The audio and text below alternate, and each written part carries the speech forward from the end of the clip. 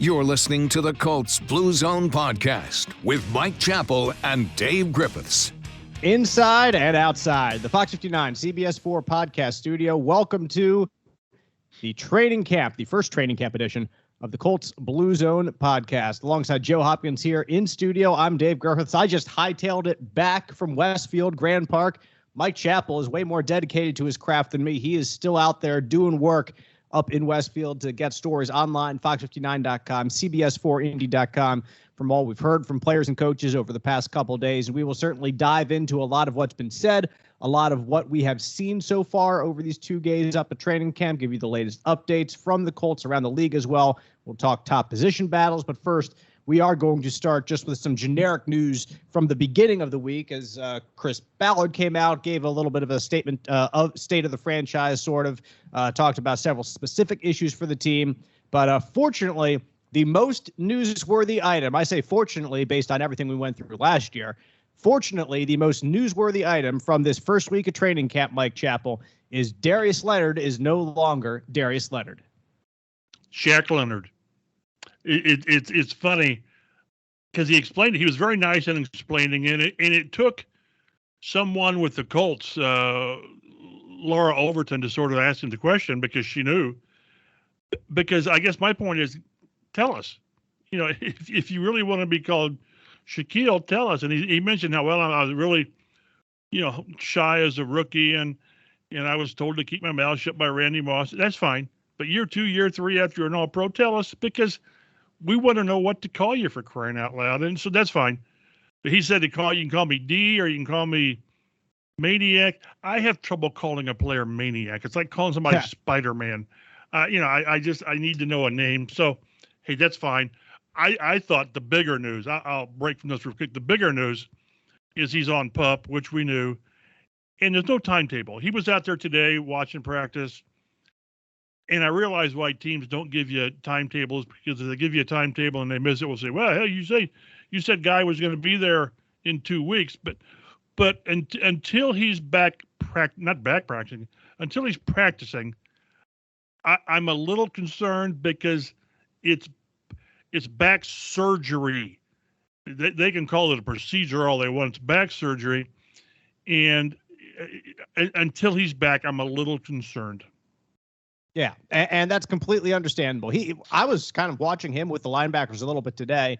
Like, he looks fine, but of course, like after back surgery, Joe, you're going to be out. You can be out there in a shirt and shorts, and you're not going to show much wear. It's a physical game. It's a contact game. So I'm not personally drawing any conclusions based on what I've seen. As Mike said, whenever you throw out the no timetable for return, that immediately raises some red flags just because of the worst case scenario pops into your head, and you understand why that could be the case.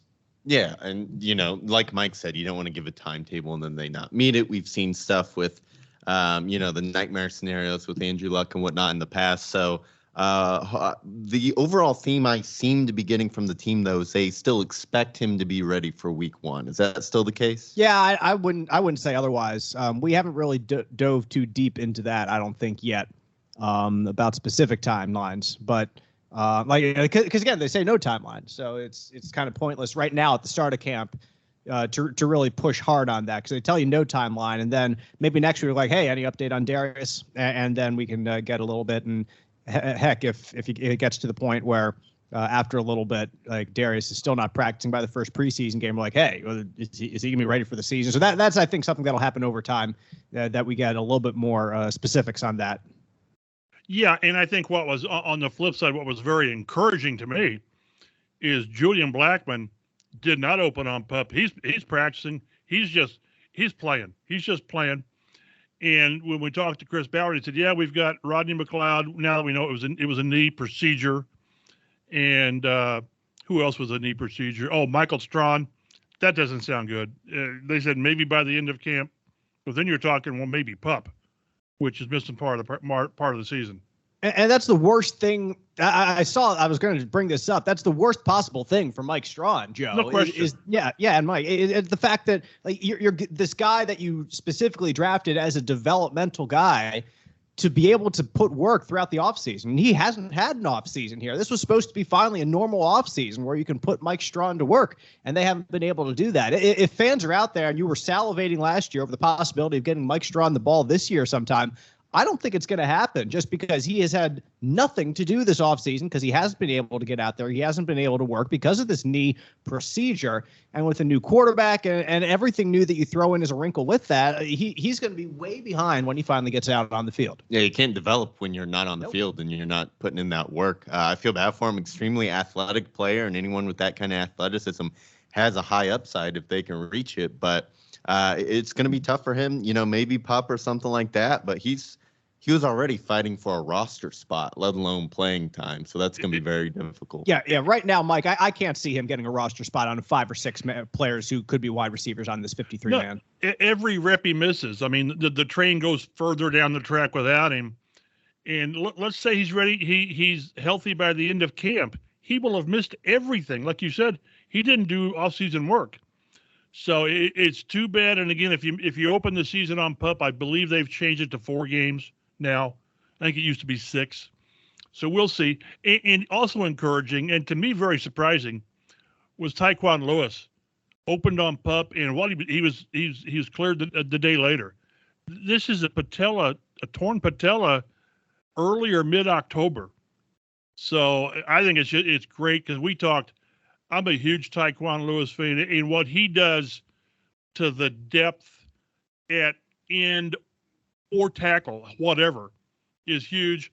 They're going to ease him back in, but the fact that he's off of PUP, McLeod's off PUP, and you got Leonard and Strawn, and other than that, I mean, there's no wood. This is all plastic, but knock on wood, they're in pretty good shape. We found out today that DeForest Buckner is being held out of teamwork.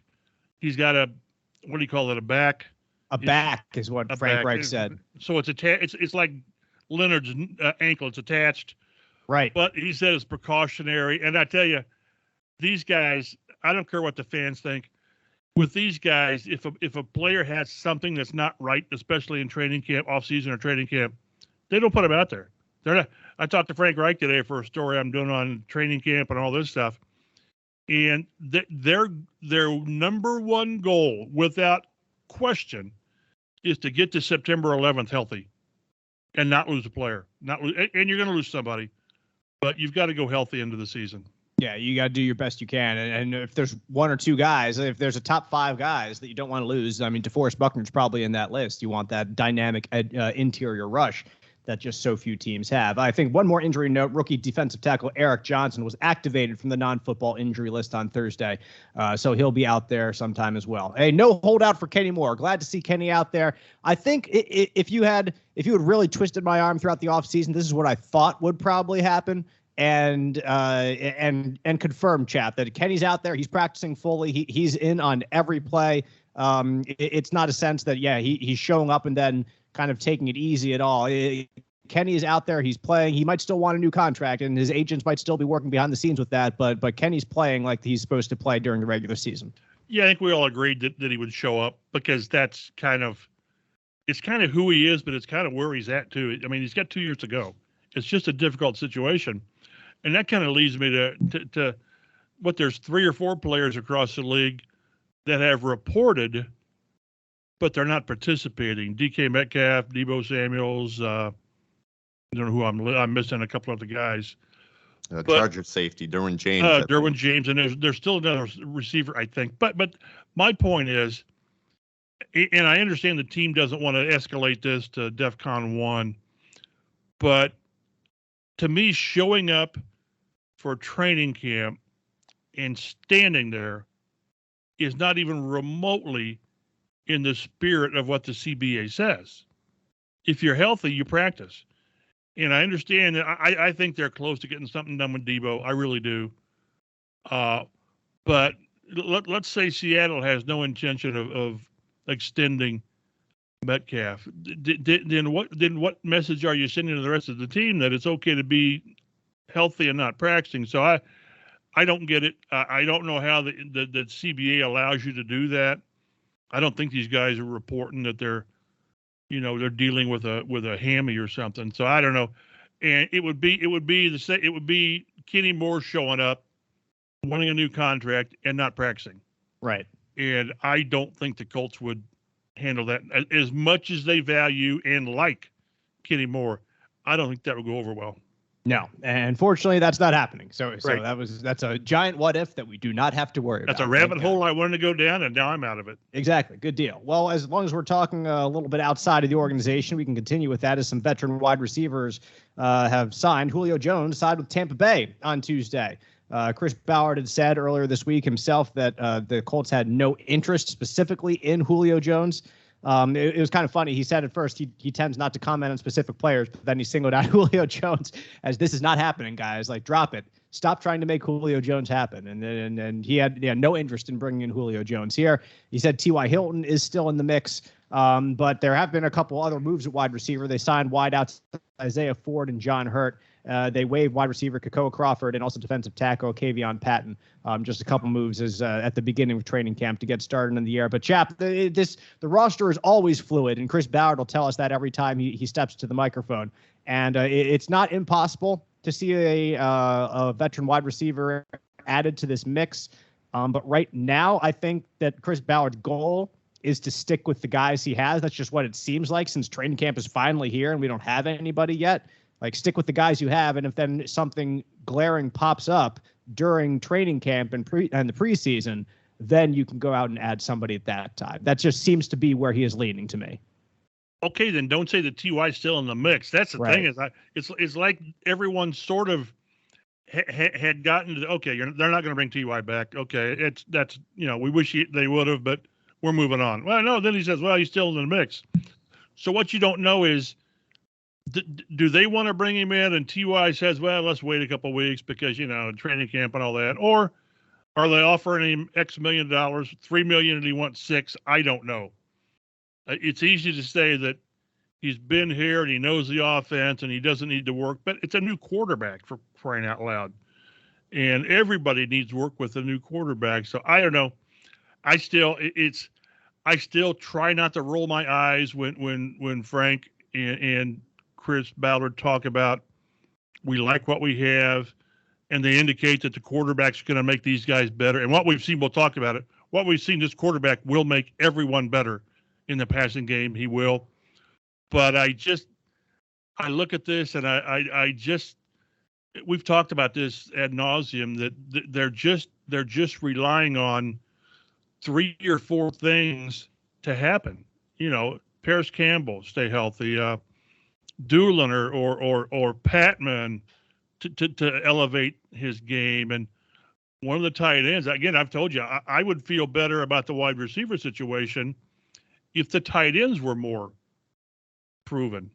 But the one thing, again, and we've talked about this, the one thing that was kind of interesting when Chris Ballard, I don't think it's as desperate as what you all think it is. And he says, well, we've got Naheem Hines. Yeah, he's a running back. He's a running, so, it's going to work or it won't. And I'm telling you, if Julio Jones goes out there and catches 50 balls for 750 and these guys struggle, we're going to say, really? That's what, no, I don't know what he signed for. Was it $6 or $8 million? I don't know off the top of my head, but I'll also say if he produces that much in Tampa Bay, where they also have Mike Evans and Chris Godwin and Cameron, that would be a surprise. So I think the Colts have that going for them. That Julio Jones, I wouldn't think he would have that big of an impact, but he'll still have something if he goes out there 1 week, and has week 1 has 8 catches for 100 yards, like he just goes off in week 1, and then the Colts have among their wide receivers 5 total catches. We're gonna be back here rolling our eyes like, what the heck happened, guys? Yeah, and that's why I've always said, even back when there were other options, if it's not T.Y., then somebody. I mean, I've always just said somebody that's got a track record of had a couple good years. Not a number 1 guy, maybe not a number 2 guy, but a guy that knows his way around, has had those 40 or 50 catch seasons to where the quarterback isn't going to have to be the influence to why guys have better seasons. So, hey, it's going to work or it doesn't. If we're talking in December where, boy, you kind of should run in a receiver, shouldn't you? But if it works, it works, and good for them if it does. Exactly. We'll find out. That's the beauty of the game is that the tape will tell. One more piece of news throughout the league before we get to training camp. A Texans second-round pick wideout John Mechie III will not play in 2022. He was diagnosed with APL, which is a form of leukemia. If I'm not mistaken, I think it's the same type Chuck Pagano had. That's what I read on Twitter from someone. Joe, we talked about this kid along with possibilities for the Colts, obviously, when we were talking wide receivers. A young man out of Alabama called it the most curable form of leukemia. Says he can't wait to come back stronger than ever, but the Texans are probably going to be without their second-round pick for this entire season. Yeah, and you feel bad for him because this is a guy who tore his ACL during the season last year, so he's coming off the ACL tear, then the leukemia diagnosis. So Houston's going to be without a talented wide receiver when he's on the field. Very talented guy from Alabama, but you got to wish him the best, be able to overcome that, and be healthy and have hopefully a successful career, just not against the Colts. Exactly. We're totally and completely like less important than the diagnosis and working his way back and being healthy. If I'm not mistaken, Chap, I think the Texans didn't have a first round pick either this year and he wasn't one of their second round picks, their only second round pick. Like in order to develop as Texans a franchise. took the corner high. Okay, did they? Yeah, I swear they didn't have a first round pick. Am I just an idiot? They had two. They took like a guard. Well, they completely ignored me then. Never mind. They took the cornerback very high out of LSU. So you're an idiot or what? I don't know. Yes. Yeah. Let's go with that. No, completely. I don't know why I thought that. Maybe it was like 2 years ago. That was a year prior. Okay. That was just stuck in my head 2 years ago for some reason. Here's me shutting up. My bad. And yeah. So anyway, we'll move on to training camp, where I've actually been watching. We've been watching this for the past couple of days. So hopefully it's a little bit more fresh in my mind than the draft classes for the Houston Texans for the past couple of years. So we've had a couple practices so far throughout Wednesday and Thursday. I'll say that you can follow Mike and myself certainly on Twitter because we've been out there for both of these days. We've had a couple of news and notes out there.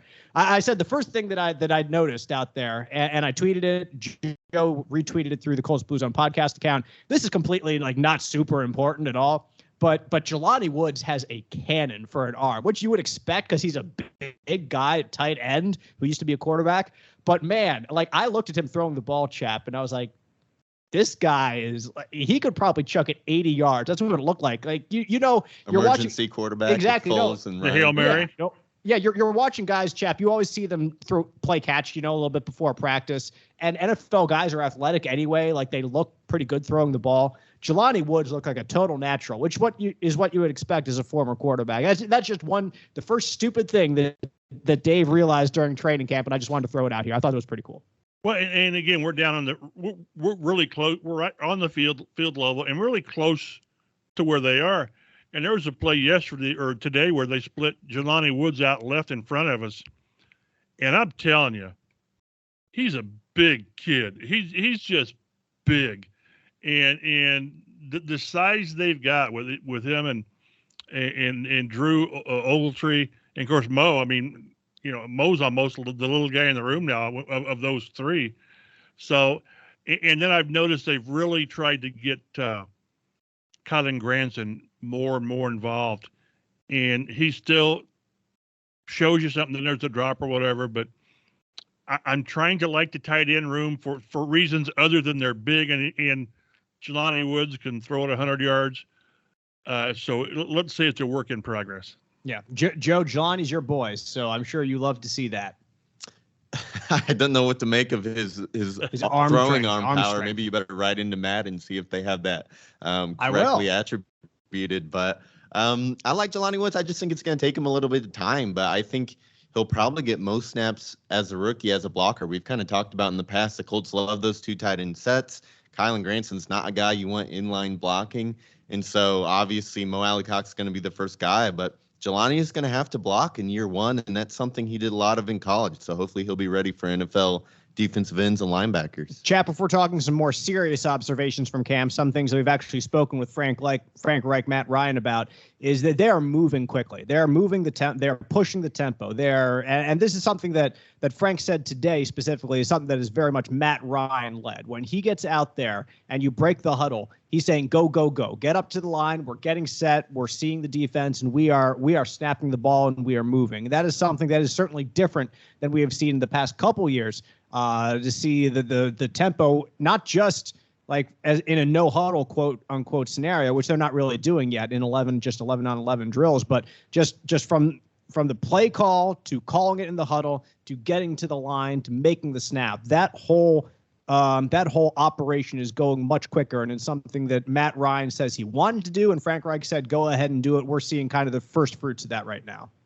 Yeah, I did a story yesterday on the it factor at quarterback and leadership and presence and this, that, and players gravitate toward the player. And that's Matt Ryan. Now he's got to play at a good level. If he can't play quarterback, I don't care what kind of leader you are. But what Frank told us today is that Ryan came to him and said, hey, Coach, I'd like to run practice quicker. And Frank said, have at it. And because he mentioned that yesterday was, I'll get it mixed up. Like yesterday was supposed to be an hour and 20, and today was an hour and a half, and each one ended running the same amount of plays 10 minutes earlier. And you're watching practice. What we do, you watch and you send out tweets, or I'm writing down notes, and you have trouble doing that now because as soon as you try to jot down a note or send out a tweet, he's running another play. You want to say, hey, could you give me like 10 seconds to get this last one out? But it's going very quickly. And again, I don't mean to bring back too much of Peyton Manning, but it's crisp, it's quick, the ball's where it needs to be, and it's not if it's on the ground, it's because what I've seen, he threw one pass where he missed a guy, but by and large, it's because the receiver didn't come down with it. And again, it's the second day of camp, and don't you're impressed, but let's not go overboard because it is practice. And I think early on, at least when you've got a veteran quarterback, I think the offense is going to be a little bit of a hit. And 7-on-7, that's offense. That's yeah. I mean, it's skewed to the offense. 11-on-11 more is a little more. We saw some Kenny Moore plays and Stephon Gilmore's and all that. So. But the pace is undeniably quicker, and that's because that's what the quarterback wants. And when you're doing a fast-paced type offense there, you can also say the same after snap, getting the ball out quickly.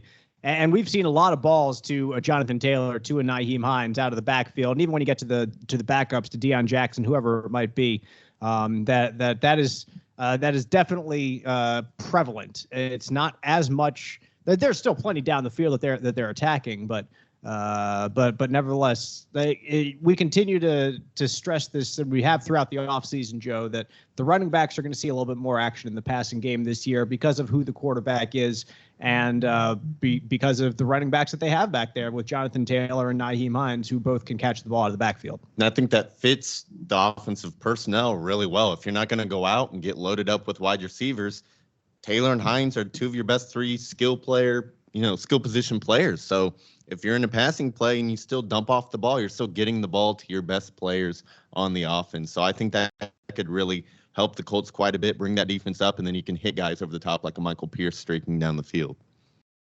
Yeah, so, one thing we talked about with the ball coming out quicker, and it is, and what you notice is, and this is not meant as a slam about quarterbacks who've been here in the past, there's more of a decisiveness to Ryan. That's why the ball comes out quicker. Is he's deciding quicker where to go with it. It's like he'll look first read, look second read. You don't notice him going to the third read as much. That's where the dump off is. Whether it's Hines, whether it's Taylor, hit Mo Ali Cox on some of those. So part of the process of getting the ball out quicker is the quarterback making quicker decisions. Yes. And well, you know me, I'm not gonna trash the quarterback that was here a year ago, but and I'll agree with you that it's a different style of quarterback. It's a different way to play quarterback. Exactly. Yeah, and so we're highlighting just the differences between 1 and 2. Of course, you can dump it off too much, and you can stand in the pocket too much, and that's what both of those two quarterbacks were referring to here, and Matt Ryan and Carson Wentz would be more likely to do. Like Carson loved to stand in the pocket and stay there as long as he possibly could and get it out late and hope that somebody would be streaking downfield. And Matt Ryan could get it out quickly and is like decides what to do before the snap more so.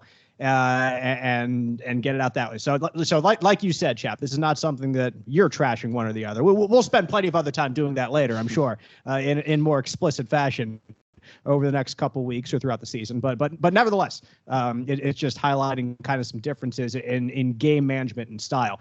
When we're talking about the best plays from training camp so far, Alec Pierce has had a couple good ones. He's had a couple good catches downfield. You've seen his ability to get open downfield. And if you can hit him just a couple times a game, Joe, if he gets 3 catches a game, that's 50 balls a year, in a 17-game season. Yeah, I think you'd love that. So it's not like you need to keep working him over and over and over again. And they haven't been doing that in camp. They've been mostly, like I said, doing short passes, running backs, tight ends, out passes to a Paris Campbell or a Pittman. But if just a couple times a game you can execute finding Pierce down the middle on a 20-yard, 25-yard in route, like that's exactly what you want from him, to give him a limited role and see him succeed in that role this year. Yeah, and that's what he did in college. He had a high yards per catch average. He's really somebody who made plays down the field. He showed off his speed, his athleticism at the combine. If Pierce can, like you said, catch 3 balls a game, and every other game he gives you a 30, 40-yarder, that's great out of his rookie season. Then hopefully further into his career, year 2, year 3, he can develop into a more complete wide receiver. But in year 1, he needs to be that deep threat that we've been talking about the Colts needing. And there was a play today. He's had a really good camp. He has had a really good camp. And then the first play on 7-on-7 with Nick Foles, he's lined up right, and he blows past, I believe it was Isaiah Rodgers. And Foles put a perfect pass in there, and he dropped it. I mean, it was a touchdown. So I know. So it just shows you that things happen. But I tell you, that's what he's going to give you. He's got the potential to get behind a guy, and the quarterback. He's not going to drop that very often. So it's I don't know what their downfield game is going to be this year, but I think he more than Pittman is going to be the guy that's going to give you the major chunk play. Because that's what that's his package. That's what he brings. Hey, if Jelani Woods is throwing the ball, they're going to go deep every play. That's what I'm saying. That's right. Kind of like, if I had to compare him, at least his role in year 1, kind of like a Marquez Valdez-Scantling, a tall, extremely fast player who was really the deep threat for the Packers for the last several years. Okay, yeah, that's fine. My only question on Jelani Woods throwing that 80-yarder, the protection has to hold up. Yeah, right. So you got to hold it for 7 seconds. To get a guy deep, but if he can throw it that far. And I don't know about Jelani's footwork in the pocket there to evade the rush and stay clean. That's the street ball where you just say go deep, and I'll hit exactly. You. So, but yeah, if he throws a pass this year, we'll all just marvel at it and say, well, we saw that in training camp. Yeah, exactly. Best play on defense. There's been a couple good ones. There was one that was a deep ball. It was attempted. I think it was Paris Campbell, where Kenny Moore was underneath and what's his name? Blackman. Yeah, came over the top. Thanks. And they kind of both converged right at the right time. Chap, you and I were actually talking about it when it happened because we were standing next to each other. It was like Ryan put it in a spot where it really couldn't be intercepted. But both defenders made really good plays on it and broke the play up kind of in the corner of the end zone is what it would have been. And then the other good play, a Nick Cross interception that came really early on yesterday in the first day of camp, just kind of tipped it around, batted it to himself, came up with the interception. 20-year-old guys have been getting run with the ones, and the Colts really want him, I think, to be the starter over Rodney McLeod, have him as a veteran backup guy there. But a couple good plays in the secondary so far, which you'll see certainly a whole lot more of than anything on the defensive line because everything down there with the quarterback is you can't get that close anyway. But a couple of flashes here and there from those guys. Yeah, and I think what was important about the play that we were talking about with Moore and Blackman is that Blackman made the play. That he simply went up and made the play. He wasn't thinking, okay, now wait a minute, how's my Achilles going to respond? And he told us that. He said it was great to go off my left foot. and not think about it and come down and you go back to the huddle. There's so many boxes you have to check, and it's just amazing that he's back. We talked about this during OTAs and minicamp, veteran minicamp, that he was out there, and you're thinking, really? Because he did this Achilles in October, and Taekwon Lewis did his patella in October. So it just shows you how medicine has advanced. These guys wouldn't be out there if they're not ready. They just wouldn't. So it was really impressive, and I think important that Blackman made a play that you just make a play. You don't think about how the injury is going to respond. So, but yeah, I tell you, we've seen talking about some other plays. There were a couple of plays today. We talked to Yannick Ngakoue, and I'm telling you, we're waiting for him over by the interview area, and he walks by, and I swear to goodness, I don't know what they list him at. Is he 6'2"? I haven't got my roster in front of me. He's not very big. I mean, no, he's not. He's Robert Mathis, like he just is, and he plays at such a high tempo. I'm writing about him for today. He said he turns on the switch and goes to that dark place. He said I'm a very nice guy, humble, caring. I've got a dog. I had to look up the name of the dog. It was a Belgian Milanese or something. He said, but I flip the switch when it's time to play, and he's just always going. And he chased down Jonathan Taylor for a tackle for loss, and he's just quick. He's fast. He's relentless. And oh, by the way, he's pretty good at sacking the quarterback. Yeah, I was talking today, Joe, with one of the Colts employees. I think it was Kevin Connors, and we were talking about Unique. And Kevin mentioned that he has gotten a sack against the Colts with like every team he's been with. Obviously, with Jacksonville, he was with both Baltimore and Minnesota in the same season. He played the Colts twice. He got a sack against them twice. And then last year with the Raiders as well. So the Colts fans and Colts personnel certainly knew what he was capable of. And we've seen a really good glimpse of it in these first couple of days of practice. He is always going. He is always on out there on the field. He's not the guy, Joe, that would come and like get your free agent deal and kind of relax and just be the veteran that kind of sits back and kind of chills through training camp. That he doesn't have that in his DNA. He's out there and he's pushing, and it'll be really good for the left tackle battle because they're going to see a guy who's had 8+ sacks, 6+ years in a row every day, giving his absolute best in training camp. And by the way, he's in a contract here. That too. That helps. Yeah, that'll light a fire on you as well. I tell you, a good show at some point is going to be guys who might get contracts next year. I mean, Pittman and Taylor. What if Ngakoue gets you 12, 13 sacks? I mean, somebody's going to pay him. Now, obviously, it depends on what Quiddy and Dio do. But if you've got what, I think he's 27. By the way, he's 6'2", 246. If he's 6'2", I'm 6'4". He's not he's not 6'2". I'm sorry. But I think he's 20. Let me look here at the roster. He's 20. I think you're right about 27. 27. And, and the stat we always throw out there is that 8 sacks in 6 straight seasons. And the only players that have done that are Aaron Donald and Von Miller. It's a nice group to be in. And the impact he can have is immense. It's just immense. You got Buckner inside, who's a top, 3 or 4, 3 technique. And you got Quiddy and Dio on the other side. And oh, by the way, apparently Quiddy couldn't see out of his left eye. I mean, we found that out. He said, "Yeah, I really noticed it when I was driving." But he basically said he wasn't blind, but he couldn't see out of everything was blurry. And so now he said, he's wearing glasses, he'll wear contacts. So it's the front four. If Taekwon Lewis can come back and give you that 5th or 6th guy, I mean, proven guy, you like the combination and the possibilities that they've got on the defensive line. Now, Joe, imagine what Quiddy will do if he can see out there on the field. That's what I'm saying. Yeah, it's like Jameis in the LASIK situation a couple of years ago. I remember that. No, even more reason for me to be high on Quiddy Pay. I love this defense. I think I've stated this offseason. This is, on paper at least, this is the best Colts defense I've seen in my entire life. Even the Peyton Manning years, Super Bowl team, I've not seen a better from top to bottom, every level defensive unit in Indianapolis. I think you can make that argument. I certainly think you can. Let's get to some training camp battles this year, and we'll start with the left tackle, which is the first one that Chris Ballard mentioned when he spoke to us in the media earlier this week when he was pressed on, hey, what battles are you looking forward to seeing? Left tackle is the first one that comes to mind. Certainly when, like I mentioned, with Ngakoue on the other side of the ball, testing your left tackle on every play, the left tackle is going to be tried and tested throughout this training camp.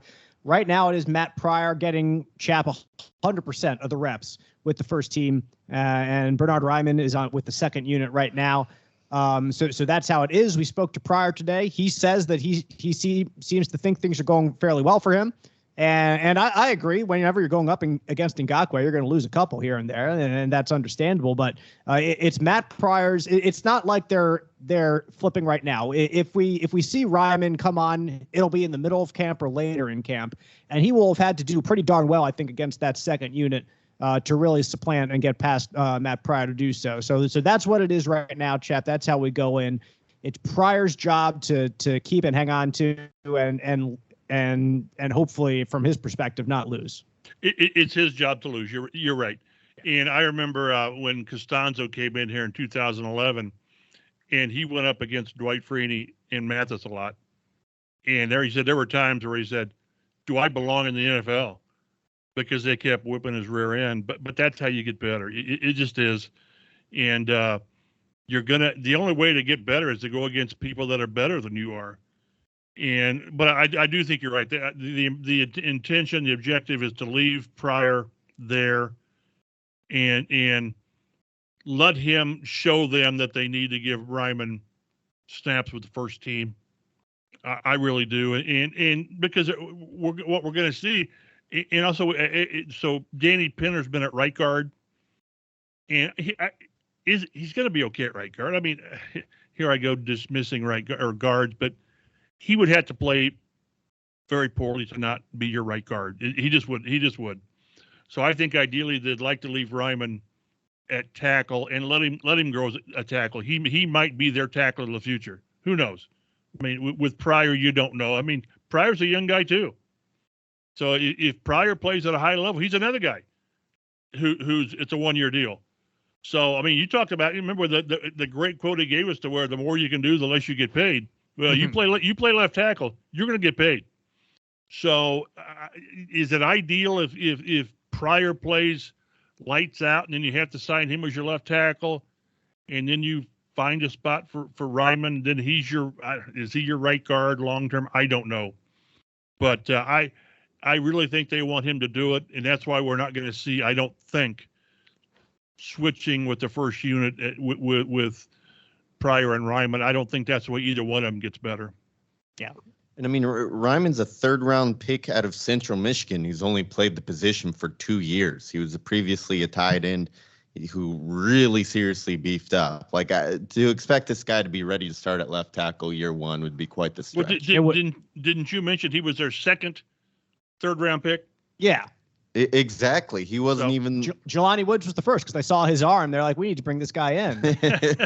That's right. Yeah, but yeah. So I would love to see Raimann out there because I think he has great potential. But I would also love to see him on the bench because that means you have guys that are more ready to play right now. And I think that's what Colts fans should want to see is your 2nd, 3rd round pick not starting at left tackle, one of the most important spots on the offensive line. That's my opinion. So anyway, cornerback. And after a couple days of camp, this one is one that I think between Brandon Faison and Isaiah Rodgers, I think we've seen Faison in the starting unit a little bit more. But it's definitely one that I believe completely up in the air in terms of how training camp goes. What we see over these next 3-4 weeks will determine the lion's share of the snaps really at the start of the year. This is a little bit more open to me than Pryor and Raimann, Chap, that whoever kind of wows or whoever makes the proper moves and understands the defense best is going to get more snaps early on in the season at least. And you probably believe that Rodgers has the higher ceiling, younger obviously, and he's made some plays, and you love the speed. But at that position, you better have 4 guys that know what they're doing. and you really better have 5. I mean, because somebody's going to get hurt. Because corners get hurt just because of the position. But the way that what I've been really taken by, we've talked about it when we were on the sideline with George Bremer and these guys, is we're used to seeing the double high, the split safeties in defenses, and I'm telling you, they play a lot of single safeties. They've got that second safety in the box. They do, and whether that's just, I mean, you practice that in camp because that's what I mean. You're all of a sudden you're not going to practice that all the time and then go to 2 safeties, split safeties. So it's really interesting how they're doing this, and it's not what we're used to seeing. And that's fine as long as your deep safety holds up.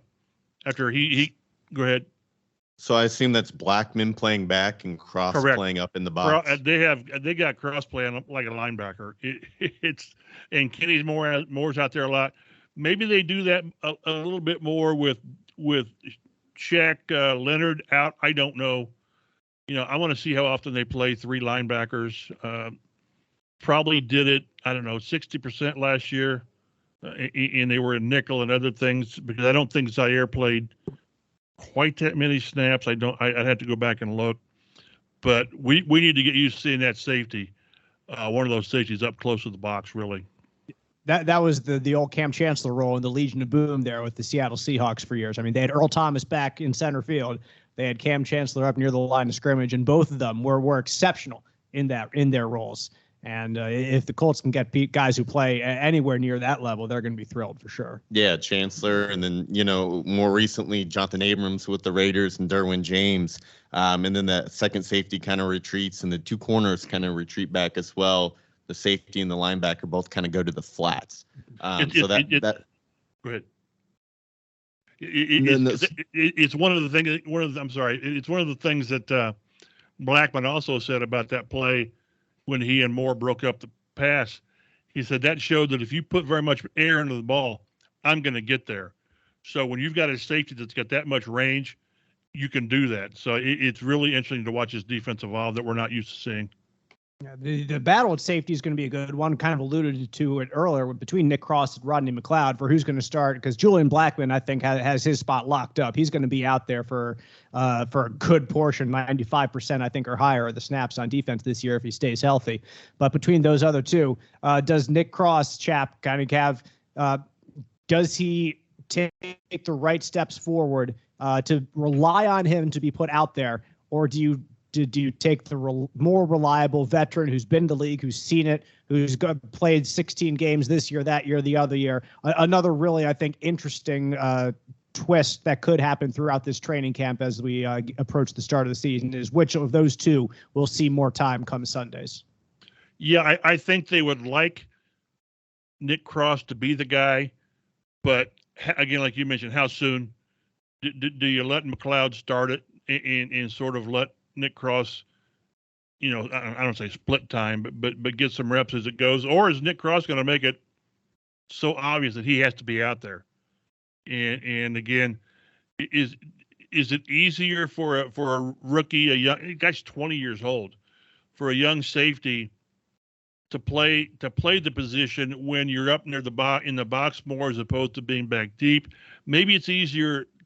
You can get into it quicker when you're playing almost at linebacker. I don't know. We'll see what the responsibilities are, but I think the team would look. We talked to Ballard about this, about Cross, because he really gave Kahari Willis a nice send off to where, this guy's going into much more important work now to go into the ministry. But he said they made it a point in the offseason to restock at safety, and taking him at his word, he said they were going to take Nick Cross either way, because he was the last guy on their board in the 3rd round, and they thought, man, we got to get and again, like Joe's mentioned, they gave up a future 3rd round pick. They don't do that. Nope. They don't do that for players. So they like this guy. How soon? That's going to depend on how McLeod plays and how advanced Nick Cross is. It's really going to be fun to watch. I think Nick Cross starts. I think he's better fit for that box safety. I mean, Rodney McLeod, maybe you could speak to this because you're the Philly guy and he's played with the Eagles recently. Yes, expert on the panel. But I think McLeod is a better fit for that to play the back safety. The Colts have him listed at 183. That's not someone you really want banging bodies in the box. Cross is listed at 212. So I'm really confident that Cross is going to week one be the starter as their down box safety. I think that it's a great observation. And yes, McLeod did not play as much box as he did free in Philadelphia. I think they switched him up back and forth a little bit, and he was better in the free role. So, and you think he's versatile? Yes, he is. And that's something that you want from your safeties, to be able to play a little bit of both. Like, he has some experience there, but again, kind of more to Chap's point, that's why the Colts probably want Cross to be there, to be the guy in the box.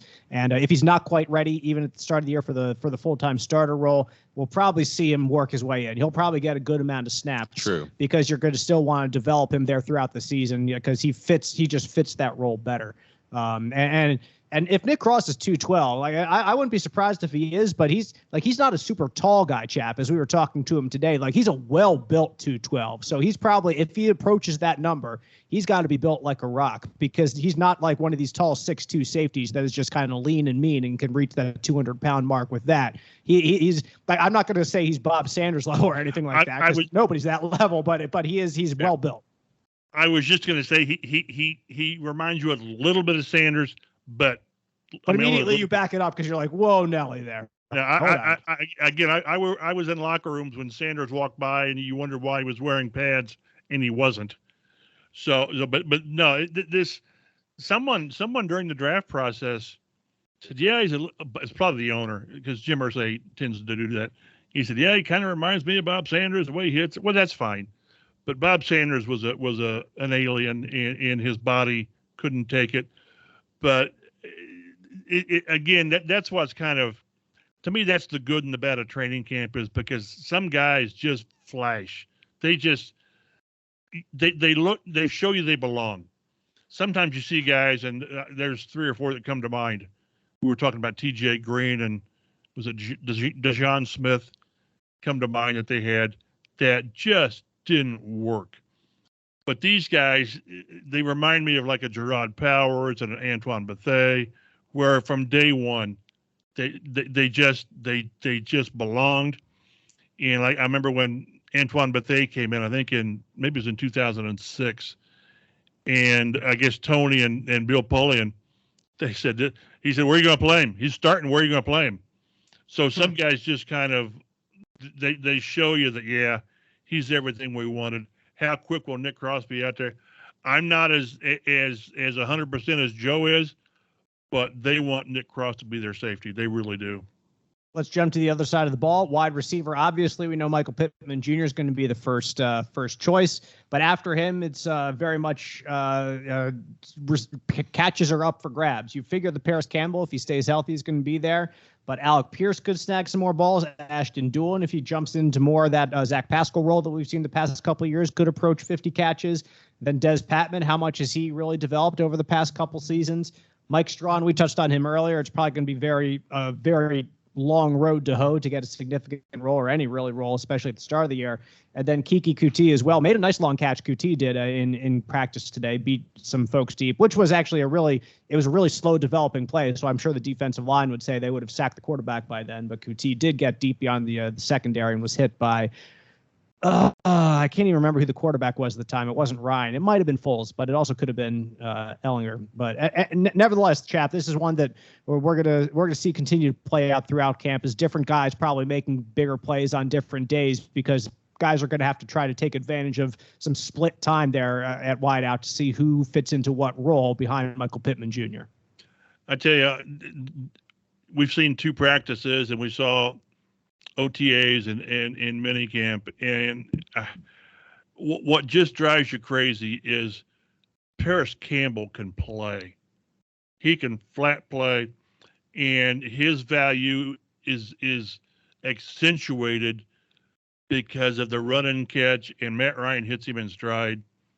And you just sit there and your mind just kind of wanders about what can this offense be if Paris Campbell gives you 14 or 15 games, and I don't know what the volume will be. I don't, because things will be spread around. But and then you just go back to the fact he's played 15 games. So as excited as you want to get about what he can do, does do, and might do, you just sort of say, yeah, but. I mean, yeah, but. And as I've mentioned before, it doesn't matter to us when we're watching and writing and talking who does what, because we're not invested in the team and all that. But some guys you root for, and if you don't root for Paris Campbell, then you got it. Then he took your girlfriend in high school or whatever, because he's just a good kid. He puts in the time, and you just say, man, just stay healthy because of what he can do. He's caught everything. He's running away from people. So I just think I hope this kid stays healthy for a lot of reasons. One of them, that he'll make the team exponentially better. But for him, it's a contract year, and whether he has that kind of year to get a big deal, or it's going to be, well, yeah, do it again. But he's looked awful good.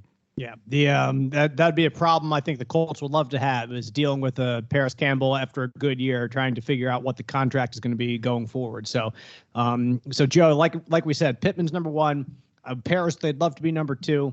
And like we said, if Alec Pierce can get 3 catches a game and carve out a role, I think that's the ideal role for him. And if something happened to Pitt or to Paris in front of him, to ask him to do more would be a little bit of a stretch. So but he'd almost have to. Exactly. He would. He absolutely would. And I think ideally he's able to step up. They feel good about him being that third wide receiver with Paris and Pittman out there in 2 wide receiver sets. And then Ashton Doolin's the guy we've been high on, your number one breakout player. That's right, my guy. And I think he's a guy who can take another step forward this year. He had some flashes last year. Caught a couple touchdowns, and if he's your number 4, I think you feel pretty good about that, with probably Des Patman bringing up the rear. And we'll see what happens with injuries. I mean, if heaven forbid Paris does go down again, I think there's a decent chance they might be calling TY and say, hey, you want to come in and play slot for us this year? Yeah, that's it. That's the wild card, chap, is if just things don't develop the way that Frank Reich and Marcus Brady and Chris Ballard want. This is a position that could look dramatically different with the addition of some type of veteran throughout training camp sometime. The only question I've got, and they mentioned this at the end of OTAs, I think, or going into OTAs, we want to see what we have. We want to see how these guys play. And I hope they still don't have that mentality. Now, I hope you know what you have. I really do. Now, you don't know what the ceiling is on these guys and how they're going to play in games, but I hope you understand from a coaching standpoint what these guys are capable of doing, whether it's Doolin or Patman or whomever. And you know what Pittman and you know what Campbell can do. And I get, maybe you don't know what Pierce can do because you've not really had him, but I keep. That's why I was resigned to the fact that they weren't going to sign a veteran wideout, because they haven't signed one. And don't you think it will take an injury to have them sign TY? I don't, unless a contract offer is simply not good enough. And again, we've talked. Don't you anticipate 1 year, $3 million, and maybe some incentives to get him whatever? And if he wants more, I just don't think that he gets it here. I just don't think that he's proven enough over the last couple of years that he's worth more than that. I really don't. Now, if Paris goes down, heaven forbid, I'm not. Then you reevaluate, because if one of your top guys goes down, well, we're talking Pittman, Campbell, or Pierce, then it's dereliction of duty not to bring in a veteran. And the problem is, when you wait this long to bring in a veteran, there's not a lot out there. So, I'm not as high in this group as they are. I've worn that out. No one's high on this group as they are.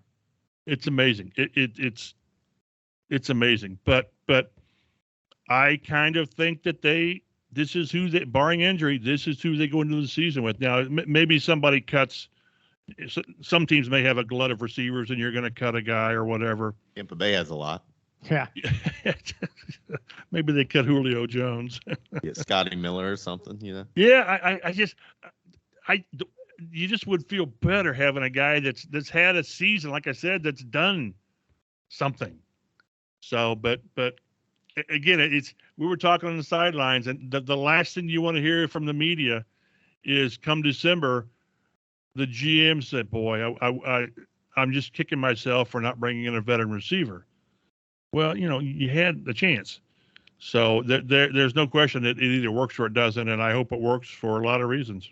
A lot of questions about what kicker is going to work for the Colts this year because Rodrigo Blankenship, even when he was healthy last year, Colts said, you know what? You stay there. You stay on the sideline. Exactly. Go play at home with your Lego, Joe. Lego. There's no S at the end of Legos. What if there's multiple? It's Lego. Lego is the plural of Lego. Like yes, it is. It's like deer. So plural of Lego is Lego? Is Lego. Yes. You get 2 Lego sets. Yes. Okay. What about Eggo? Like if you're making waffles. Lego my ego.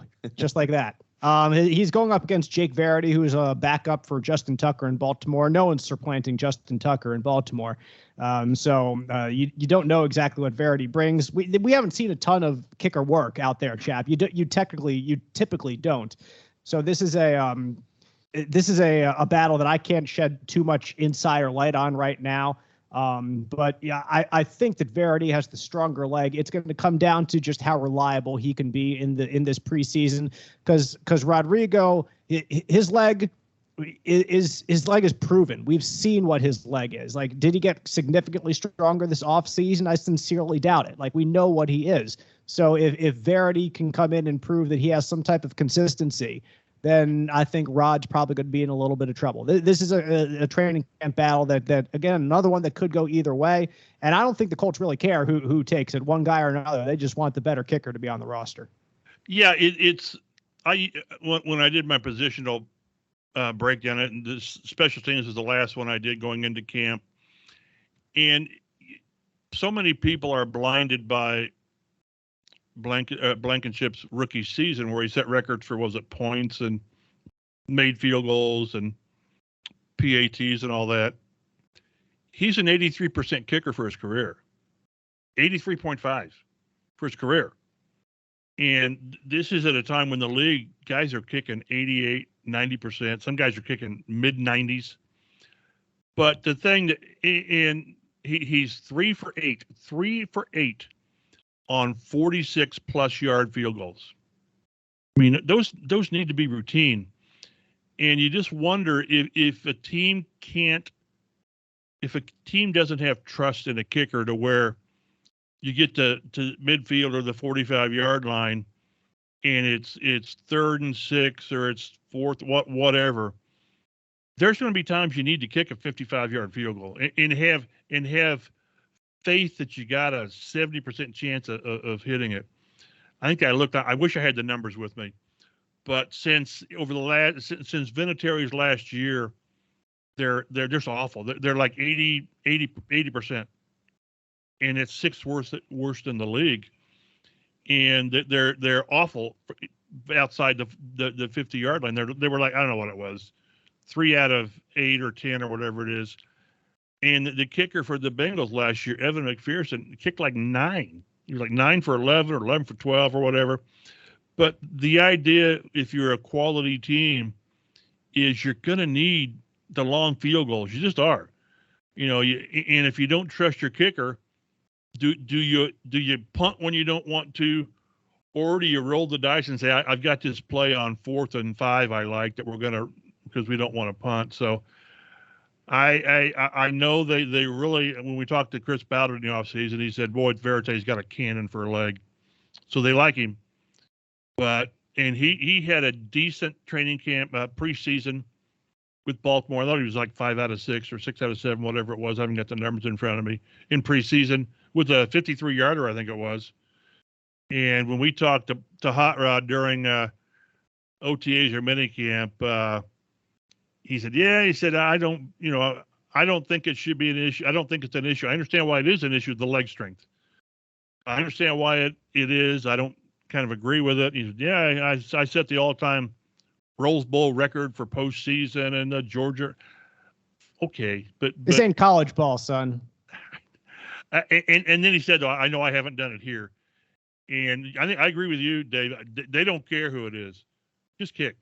Because you've got, if you're a playoff quality team, how many games did the Bengals win last year because of their rookie kicker? I mean, and in the playoffs, nevertheless. Right. And so I know a lot of people, they hate kickers. They think they shouldn't be talked about, and they're afterthoughts.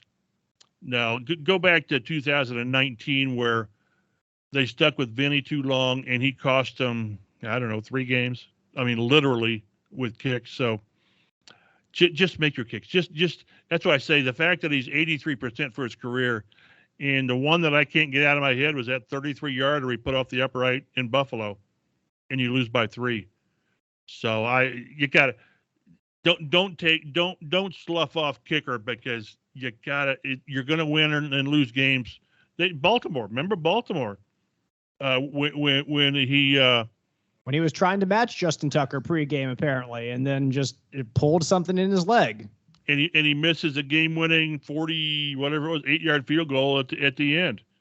Yep. So, and those, they're not routine, but boy, you need to be able to hit 48-yarders. I don't know, 80% of the time, 85% of the time, and these guys aren't doing that. Yep. So Joe, like when 3 or 4 games are going to come down to kicks sometime this season, you want the kicker out there who you can rely upon the most, who can hit one that's 48, who you feel pretty good about sending out there. And right now, I don't know who you feel good sending out there, just because we haven't seen enough of Verity. And if you just go by pure history, your boy Hot Rod has left more questions than answers right now in his young career. Yeah, I mean, and you guys have talked about it from distance. From 4,500, he's been pretty darn good. But you need to hit the longer kicks sometimes, or those situations. And so I feel like if they decide Verity maybe has the bigger leg, but he's not quite as accurate, he doesn't give you the consistency, and they go into the season with Hot Rod, I think he can be a serviceable kicker, but he doesn't have that ceiling that you seek out of an NFL kicker who's going to play for you for 10 years and you don't even think about it. For so long with Vinatieri, you didn't even think about kicker. It was automatic. I get he's the GOAT, but there's other kickers around the league, not just Justin Tucker, where it's like that. So the Colts will be searching for that guy until either Blankenship or somebody else proves that they can hit the long kicks, not just the short ones. So we've just had 2 days of training camp already. That much to talk about. There will be so much more over the next week and beyond that coming up. So be sure you subscribe to us on the Colts Blue Zone podcast. Get us delivered to your podcast listening device every week. And as of right now, guys, we are 45 days away from the first Colts game in 2022 in Houston against the Texans, trying to shed a streak of, I don't know exactly what it is, Chap. Is it 8 years in a row they've lost week 1? I think it's 31, I think it is. 31? Okay, 31 or 32. I think Mike Pagel was the starting quarterback when they won an opener. There you go. It was early on in the Indianapolis era. Eric Dickerson had just been signed. The Raiders, exactly. I think, in 13 or 14. There you go. Yeah, it's back. It's not recent. We'll put it that way. Correct. But yeah, we'll get to we'll get to week 1 eventually. Now it's all training camp all the time. You can check out Mike's work online, fox59.com, cbs4indy.com. Follow us all on Twitter at Colts Blue Zone. Specifically, I'm Dave G_sports. Mike is at mchappell51. Joe is at Roto Street Joe. We appreciate you taking the time to listen. We'll see you next week on the Colts Blue Zone podcast.